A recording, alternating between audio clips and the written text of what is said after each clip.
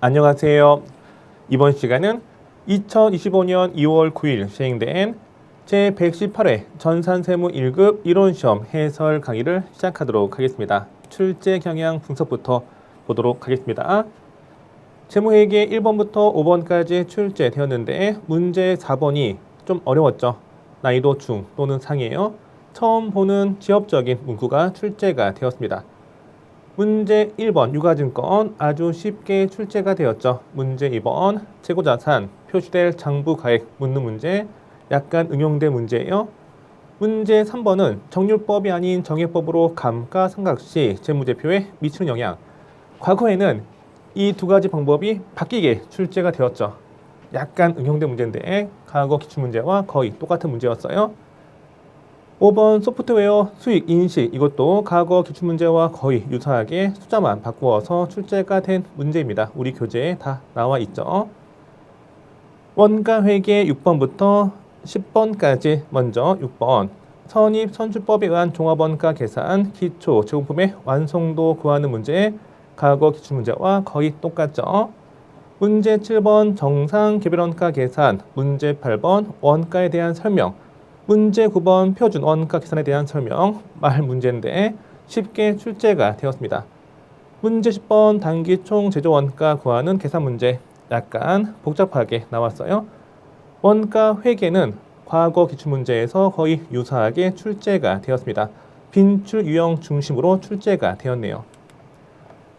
세법 11번부터 15번까지 먼저 부가가치세법이 두 문제, 소득세법이 한 문제, 법인세법이 두 문제가 나왔죠. 최근에 법인세법이 한 문제만 출제되다가 이번 회차에서는 두 문제가 나왔어요. 먼저 11번 부가세법에서 의제매입세 공제율 관련된 문제 단순 암기 사항이죠. 난이도 중. 문제 12번 부가세법에서 간이 과세자 관련된 문제 쉬웠죠. 13번 소득세법에서 과세기간 관련된 문제 약간 어려웠고요. 14번 법인세법 최저한세 난이도 중. 15번은 정말 자주 출제가 되는 빈출 유형이죠. 법인세법에서 가장 중요한 게 여기에요. 이론 중에 세무조정 및 소득처분 쉽게 출제가 되었습니다. 문제 1번부터 차근차근 푸는 시간을 갖도록 하겠습니다. 1번 다음 중 유가증권에 대한 설명으로 옳지 않은 것은 보기 1번 유가증권은 취득 후 단기 매매증권, 만기 보유증권, 지분법 적용 투자주식 및 매도 가능 증권으로 분류되는 거죠. 그렇죠. 보유 목적에 따라서 네 가지 계정으로 분류가 됩니다.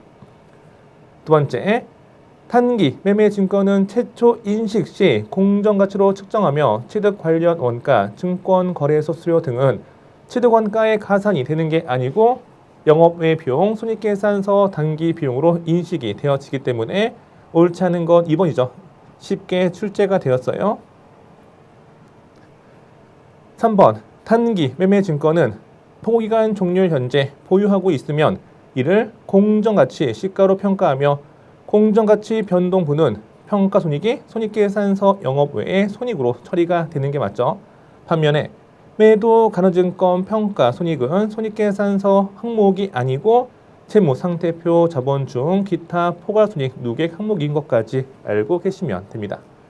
4번 포기간 종료일로부터 1년 이내 만기가 도래하는 만기 보유증권은 유동자산 중에 당좌자산으로 분류가 되었습니다. 문제 2번을 보겠습니다.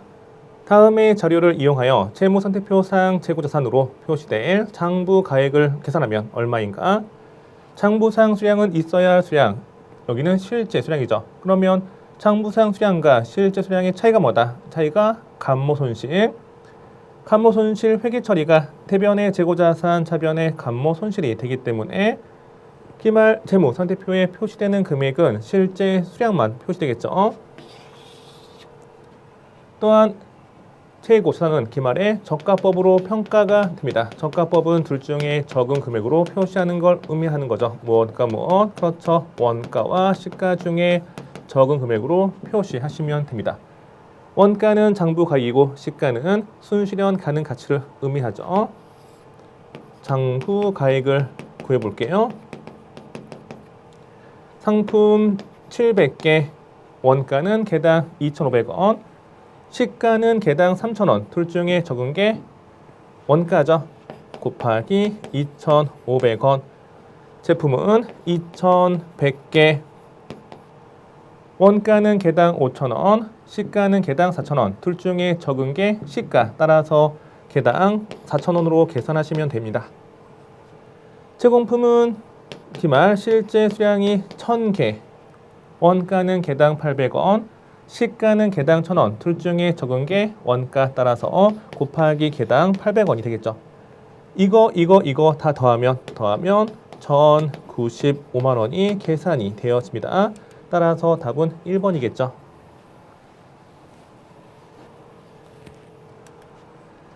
3번 문제를 보겠습니다. 신규로 취득한 기장치에 대한 정률법을 사용하여 감가상각비를 계산하는 것이 주 전산의 정책이다. 올바른 감가상각 방법은 정률법이에요. 신규 취득한 연도에 회계 담당자의 실수로 정률법이 아닌 정액법으로 오류, 잘못, 감가상각비를 회계 처리하였다. 해당 회계 처리가 기말 채무 제표에 미치는 영향으로 옳은 것은 단서는 읽어보시고, 과거 기출문제에서는 이 두 가지가 바뀌어서 출제가 되었죠. 관련된 내용 정리하는 시간을 갖도록 하겠습니다. 먼저 첫 번째는 장부 금액이고요. 두 번째 감가상각비, 세 번째 당기 순이익. 여기는 이렇게 볼게요. 신규 취득한 연도, 신규 취득한 연도, 여기가 정률법, 여기가 정액법.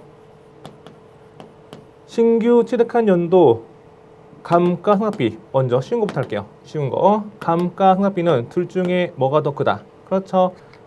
정률법이 더 큰 거죠. 이렇게 더 크고요. 장부가액은 취득 원가에서 감가상각 누계액을 뺀 후의 금액입니다.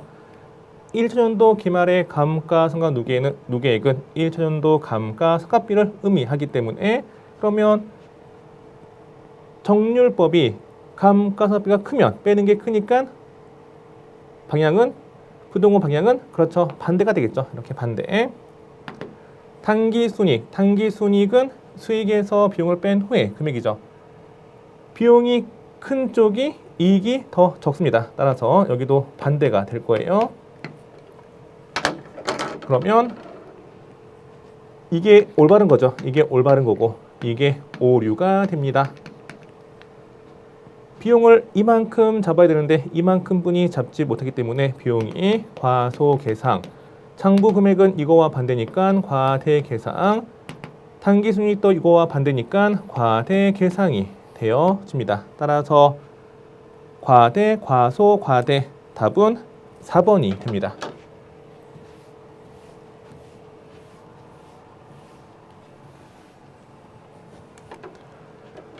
문제 4번을 보겠습니다. 다음 중 1반 기업회계 기준사항 충당부채 측정에 대한 설명으로 옳지 않은 거. 충당부채는 불확실성 하의 부채죠. 언제 얼만큼이나 돈이 나가는지 알 수 없지만 지급 의무가 거의 확실하기 때문에 충당부채로 인식하는 거죠. 재무상태표 비유동부채가 되었습니다. 첫 번째, 현재 의무를 이행하기 위하여 소요되는 금액에 대한 최선의 추정치는 포기간 말에 의무를 직접 이행하거나 이해관계가 없는 제3자에게 이전시키는 경우 지급해야 하는 금액이 맞죠. 세후 금액이 아니고 세전 금액이에요. 처음 출제가 된 문구죠. 나중에 세율이 어떻게 바뀔지 알 수가 없기 때문에 세후 금액으로 측정이 불가능해요. 그래서 세전 금액이다 라고 되어 있어요. 일반 기업회계 기준서에 있는 문구 그대로 오려서 갖다 붙인 건데 아주 지엽적인 문구입니다. 일단 이걸 몰라도 우리는 답을 찾는 게 가능해요. 두 번째, 화폐 시간가치 효과가 중요하다. 중요하면 현재 가치로 평가해야 되겠죠. 맞고, 세 번째, 충당 부채를 발생시킨 사건과 밀접하게 관련된 자산의 처분이익. 처분이익이 얼마일지 예측하는 게 좀 힘들고 처분이익과 충당부채는 별개 금액이니까 처분이익은 충당부채 측정할 때 고려하지 않는다라고 되어 있어요. 이건 우리 교재에 나와 있죠. 따라서 옳지 않은 건 3번이 됩니다. 처분이익 고려하는 거 아니에요. 네 번째, 충당부채에 대한 최선의 추정치를 구할 때에는 관련된 사건과 상황에 대한 불가피한 위험과 불확실성을 고려해서 금액을 측정하는 게 맞죠. 불확실성 하에 부채니까 불확실성을 고려해야 돼요. 문제 5번을 보겠습니다. 주 ABC전자는 2024년 7월 1일 소프트웨어를 100만 원, 재산적 가치가 있는 소프트웨어는 재화가 되겠죠. 재화를 100만 원에 해당 소프트웨어 업데이트 수료. 업데이트 수료는 용역이에요. 서비스 용역을 12만 원 판매하였다. 소프트웨어와 관련하여 2024년 수익으로 인식할 금액은 얼마인가? 업데이트 수료는 월할 계산한다. 한 달 나누어서 계산하시면 됩니다. 수익 인식 시점. 재화는 언제 수익을 인식하는 거예요? 그렇죠. 인도했을 때 인도 시점이고요. 용역은 수익을 언제 인식한다? 원칙, 진행 기준. 서비스가 진행된 것만큼만 인식하시면 되었습니다. 따라서 관련된 사례에서 재화는 2024년도에 인도했기 때문에 전체 금액이 2024년도 수익이 되는 거죠. 여기는 100만 원이 됩니다. 업데이트 수료는 얼마? 전체 금액이 12만 원인데 업데이트 기간은 2024년 7월 1일부터 2026년 6월 말일까지 월할 계산하시면 전체 월수가 몇 개월이에요? 그렇죠. 2년이기 때문에 24개월인데 2024년 기말 현재 기간 경과한 게 몇 개월? 7월 1일부터 12월 말까지 6개월이죠. 6개월만 2024년도 용역 수익을 인식하시면 됩니다. 그러면 여기가 얼마죠? 여기가 3만 원이죠. 100만 원 더하기 3만 원은 103만 원. 답은 2번이 됩니다.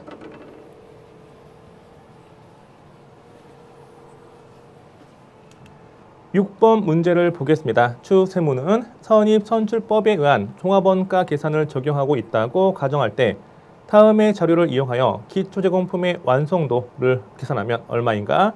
탄, 가공원가는 전 공정에 걸쳐 균등하게 발생하며 단기에 발생한 가공원가는 30만 원. 가공원가의 완성품 단위당 원가는 30원이다 라고 되어 있죠. 제공품 T 계정을 그려볼게요. 완성된 건 두 가지. 기초 제공품 단기 착수에서 단기 완성된 거. 1단계는 물량의 흐름의 파악이죠. 기초 제공품은 1,500개 완성도 물음표. 단기 착수하여 단기 완성된 게 7,250개. 기말 제공품 2,500개. 완성도는 80%라고 되어 있죠. 이걸 그대로 적은 거예요. 두 번째, 가공원가 완성품 환산량을 네모라고 할게요. 네모. 세 번째는 배분해야 될 원가죠. 배분해야 될 원가가 얼마예요? 그렇죠. 단기 발생한 가공원가 30만 원이 됩니다. 네 번째는 가공원가 완성품 단위당 원가, 이게 30원이 되겠죠. 이 30원은 어떻게 계산이 되어진다? 배분대상 원가 30만 원 나누기 가공원가 완성품 환산량 네모가 됩니다. 그러면 네모는 어떻게 계산이 되어질까요? 그렇죠. 둘 간의 자리를 바꾸면 되겠죠.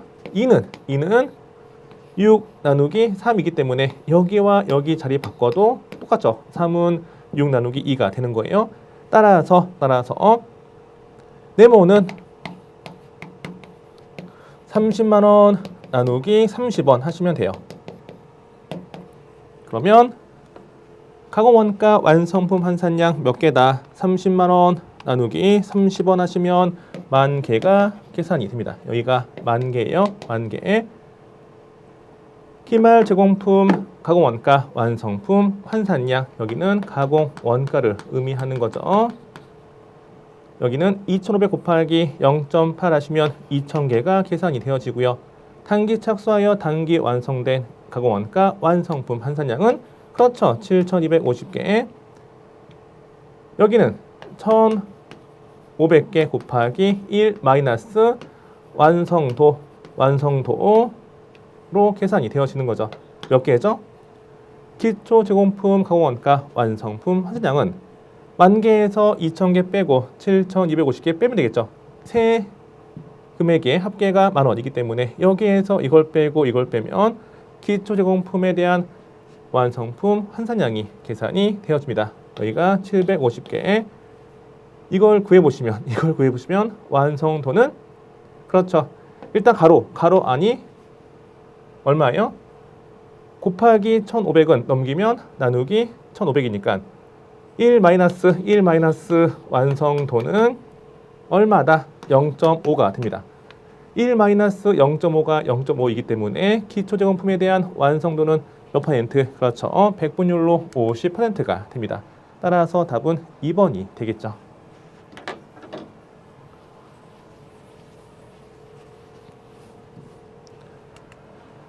문제 7번을 보겠습니다. 다음 중 정상개별원가 계산에 대한 설명으로 가장 옳지 않은 거. 1번 정상개별원가 계산 하에서는 기말이 되어야 제조간접원가 배부율을 확인할 수 있으므로 기중에 작업이 완료되는 경우 제품원가를 추정할 수 없다. 정상개별원가 계산에 대한 설명이 아니고 그렇죠. 여기는 실제 개별원가 계산에 대한 설명이 됩니다. 옳지 않은 건 1번이 됩니다. 2번 제조 간접원가 배부율 결정하기 위해서 기초에, 그러니까 여기는 예정 배부율을 의미하는 거고요. 예정 배부율은 어떻게 계산이 되어진다? 기초에 제조 간접원가 예산 나누기 추정 배부 기준 추정 조업도가 되는 거죠. 따라서 옳은 설명이 됩니다. 3번 예정 배부율을 이용하여 제조 간접원가를 배부하므로 실제 발생액과 예정 배부액 간의 차이가 발생하죠. 맞죠? 그 차이가 발생될 때 나중에 조정해 줘야 돼요. 네 번째, 직접 재료 원가는 또는 직접 노무 원가는 실제 개별 원가 계산과 같이 실제 발생액이 됩니다. 맞죠?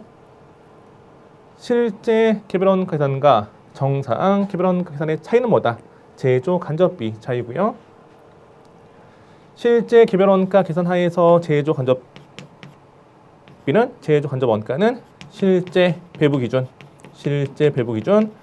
곱하기 실제 배부율이 되는 거고, 정상 개별원가 계산 하에서 제조 간접비 배부액은 여기는 실제 배부 기준 곱하기 뭐다? 그렇죠. 미리 정해놓은 배부율, 예정 배부율이 되어집니다.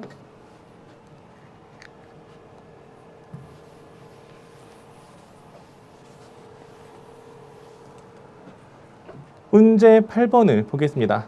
다음 중 원가에 대한 설명으로 옳은 것은 기회비용은 자원을 현재 용도 이외에 다른 용도로 사용했을 경우 얻을 수 있는 어떤 금액? 그렇죠. 최소 금액, 최선 금액 아니고요. 최대 금액을 의미하겠죠. 의사결정과 관련이 있어요. 기회비용은 의사결정과 관련 있는 관련 원가에 해당하는 거지 비관련 원가가 아니에요. 장부에 기록이 되지 않지만 관련 원가에 해당합니다. 틀렸고, 두 번째, 가공원가는 직접 재료원가, 직접 노무원가, 제조 간접원가 합이다. 세 원가의 합은 뭐다? 세 원가의 합은 단기 총 제조 원가가 됩니다. 또 중요한 게 직접 재료원가 더하기 직접 노무원가는 기초원가 또는 기본원가가 되는 거고, 직접 노무원가 더하기 제조 간접원가 합은 뭐다? 그렇죠. 가공원가 또는 전환원가가 됩니다. 세 번째, 매몰 원가는 과거의 의사결정으로 인해 이미 발생한 원가로서 의사결정에 영향을 미치지 않는 비관련 원가, 비관련 원가죠. 틀렸어요. 네 번째, 변동 원가는 초업도가 증가함에 따라서 총원가는 증가하지만 다이더 원가는 일정하죠. 맞습니다. 따라서 답은 4번이 됩니다. 참고로 고정 원가는 초업도가 증가함에 따라서 총 원가는 일정하지만 다이더 원가는 감소하죠.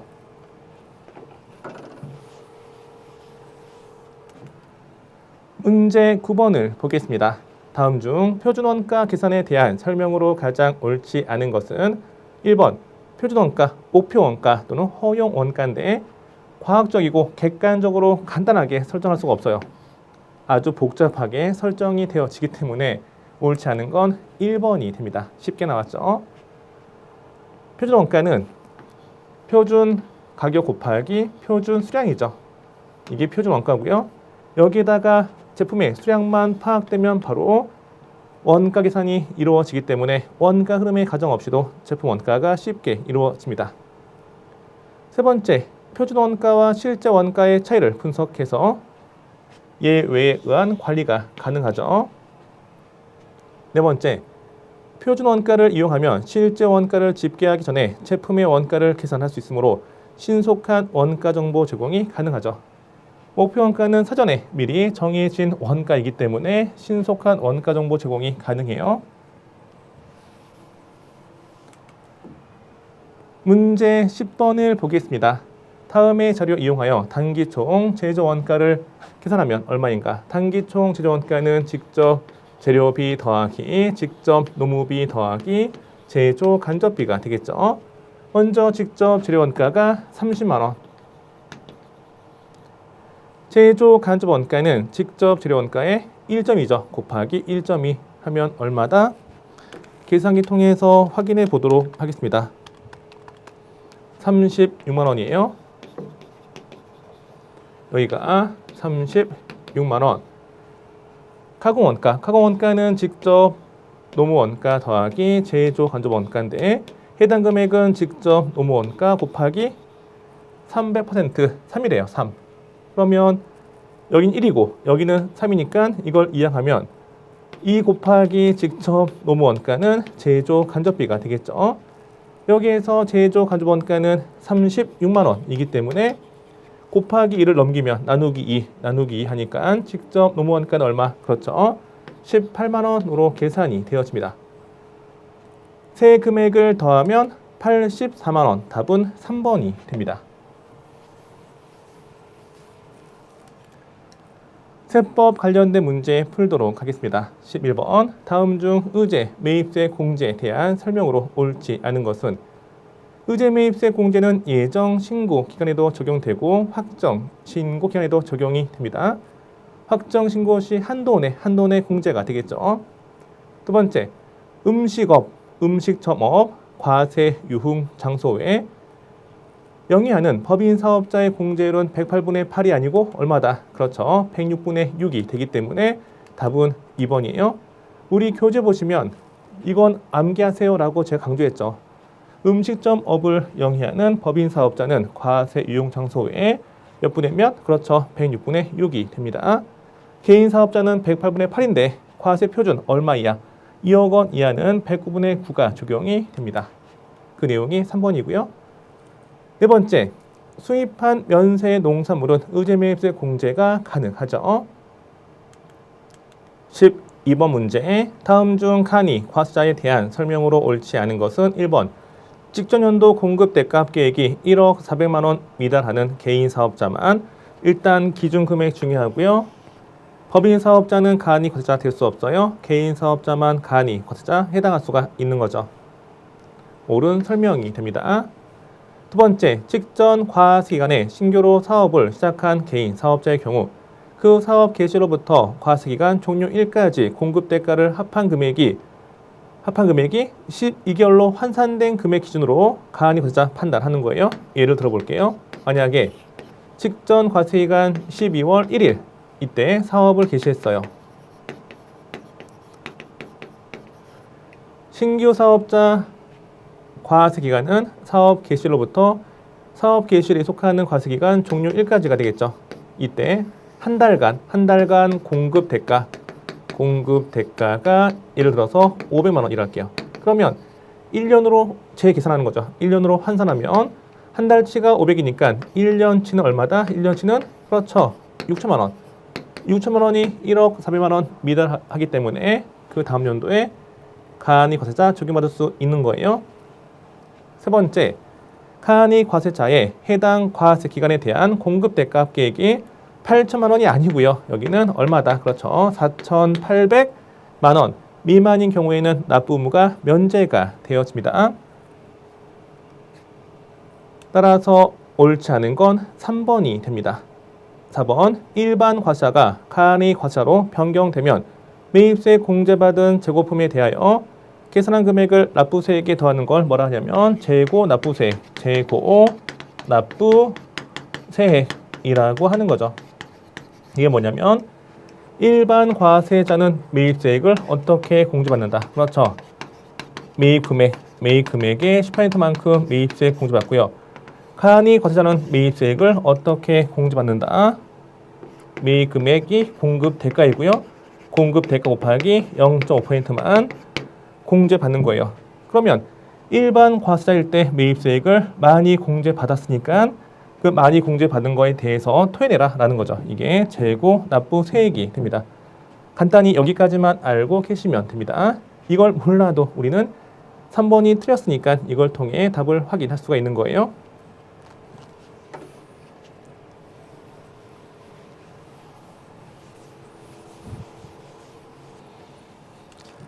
(13번) 문제 보도록 하겠습니다. 다음 중 소득세법에 대한 설명으로 옳은 것은 1번 신규로 사업을 등록한 거주자의 과세기간은 사업 개시로부터 따지는 게 아니고 1월 1일부터 따지는 거죠. 1월 1일부터 12월 31일까지이다.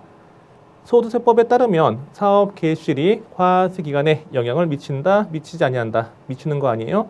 부가세법은 영향을 미치지만 소득세법은 영향을 미치는 게 아니죠. 2번 거주자의 소득세, 납세지는 주소지로 한다. 다만 주소지가 없는 경우에는 거소지로 합니다. 따라서 옳은 건 2번이 되겠죠. 3번 거주자가 주소를 국외로 이전하여 피거주자가 되는 경우 과세기간은 1월 1일부터 언제까지? 그렇죠. 출국일까지가 됩니다. 4번 거주자가 사망한 경우 과세기간은 1월 1일부터 사망일까지가 되고요. 이에 대한 종합소득세 확정 신고를 언제까지 한다? 사망일이 상소 개시일이에요. 상소 개시일이 속하는 달의 말일로부터 6개월 이내에 신고를 하는 겁니다. 상속세 신고하는 거죠. 따라서 틀렸어요.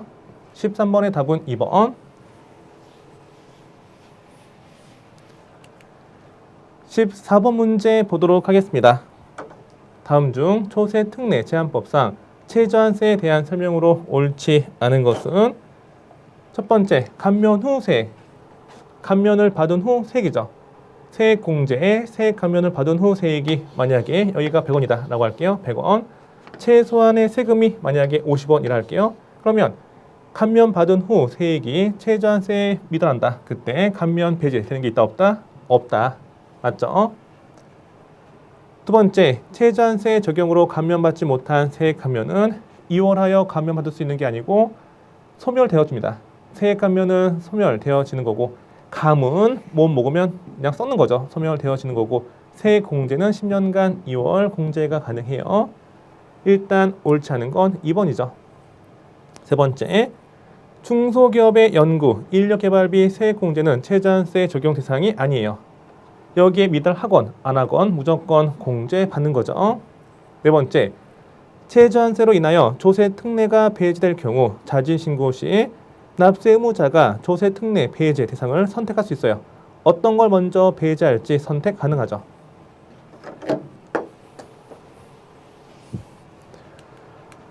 15번을 보겠습니다. 다음 중 법인세법상 세무 조정 및 소득 처분으로 옳지 않은 것은 1번 채권자 불분명 사채이자의 원천 징수세액은 손금 불산입 기타 사유 유출이 됩니다. 맞죠? 임원의 사적 사용 카드 경비는 손금 불산입 상여죠. 여기는 세금이니까 소득 처분이 기타 사유 유출이고 여기는 기속자가 임원이기 때문에 상여가 됩니다. 세금과 공가로 회계 처리한 업무용 토지 취득세. 취득세는 법인세법상 자산인데 비용 잡았다. 그러면 손금 불산입. 법인세법상 자산과 회계상, 장부상 자산 차이니까 소득 처분은 뭐다? 그렇죠. 기타 사회 유출이 아니고 유보가 됩니다. 유보. 옳지 않은 건 3번이 됩니다. 쉽죠? 특례기부금 한도 초과액은 손금 불산입 기타 사회 유출이 됩니다. 좀 헷갈려 하시는 게 특례기부금, 일반 기부금 한도 초과액은 손금 불산입, 소득 처분이 기타 사회 유출인데 비지정 기부금에 대한 소득 처분은 뭐다? 그렇죠. 배당, 상여 등 기속자에 따라서 사회 유출로 처분이 되어지는 겁니다. 이것만 비교하시면 됩니다. 이번 시간은 제118회 전산세무 1급 이론시험 해설 강의였습니다. 감사합니다.